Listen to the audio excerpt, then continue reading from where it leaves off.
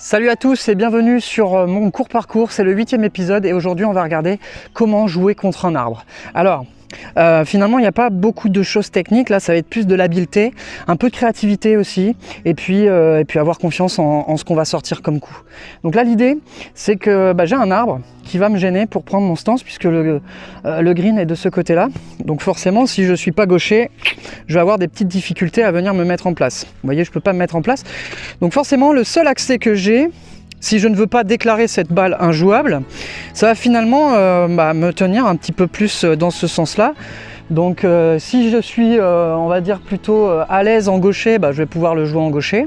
Sinon, il va falloir que je trouve d'autres solutions. Donc là, en l'occurrence, moi je suis droitier, j'ai un club droitier. Donc comme je vous l'ai dit, première solution, c'est de la jouer en gaucher.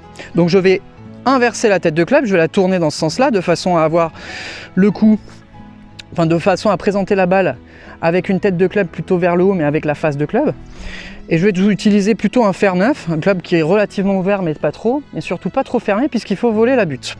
Donc là c'est parti, positionné. L'idée là ça va être vraiment de préserver quelque chose d'assez léger pour avoir une balle qui sera bien contactée. Ok, elle est montée, elle n'était pas forcément bien touchée mais elle est montée. Donc là j'ai sauvé un coup en jouant en gaucher. Deuxième solution, je vais prendre un club plus fermé. Donc là je vais prendre plutôt un fer 3 et l'idée ça va être d'appliquer la même technique. Simplement au lieu de jouer avec la face de club, je vais plutôt jouer avec le dos du club. Donc finalement je vais utiliser un petit peu le rebond du dos du club pour la faire partir. Donc c'est un coup qu'on va plutôt privilégier si devant finalement j'ai rien, c'est plat ou ça va être du fairway. Là en l'occurrence, je vais quand même le faire, mais ça va permettre en fait d'avoir un coup beaucoup plus sécurisé, puisque là il suffit juste de la mettre en mouvement cette balle, comme un putt, mais en gaucher. Allez, c'est parti. Donc là assez forte pour qu'elle aille sur le green, et elle est fond de green, elle est superbe. Finalement le deuxième coup est mieux que le premier, et même dans la réalisation je trouve ça plus facile. Dernière solution, donc là si vraiment on veut la faire un petit peu plus décoller, donc l'idée, je vais la remettre au même endroit. Et là, je vais prendre un sandwich. Et là, cette fois-ci, au lieu de venir essayer de la jouer en gaucher, je vais essayer de conserver en fait ma face de club dans ce sens-là, ou un petit peu plus sur la pointe si on veut. Et je vais me mettre dos à la cible. Donc, en jouant avec une seule main, je vais pouvoir réussir à la toucher. Là, je vois que mon bras peut passer. Je vérifie où est ma cible. Donc là, l'idée, c'est de ne pas se toucher ni avec le club ni avec la balle.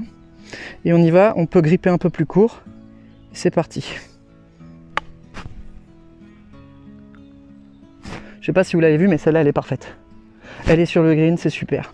J'aurais une autre situation si je veux, si je me mettais de l'autre côté de l'arbre. Je pourrais effectivement, sachant qu'on sait que la balle va partir dans la direction de la face de club, je pourrais fermer énormément ma face de club. D'accord ?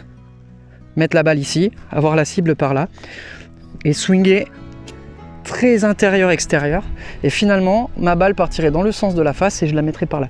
Mais beaucoup plus difficile à réaliser, c'est pour ça que je préfère pas vous le présenter. Donc voilà trois situations, enfin trois solutions à la même situation.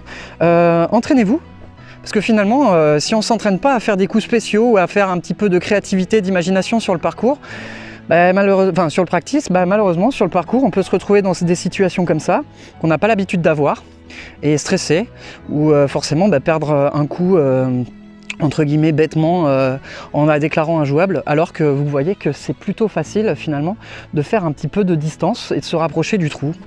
Donc voilà, n'hésitez pas à faire la même chose, à vous entraîner à faire ça, et puis lâchez un like, abonnez-vous, et on se dit à très vite.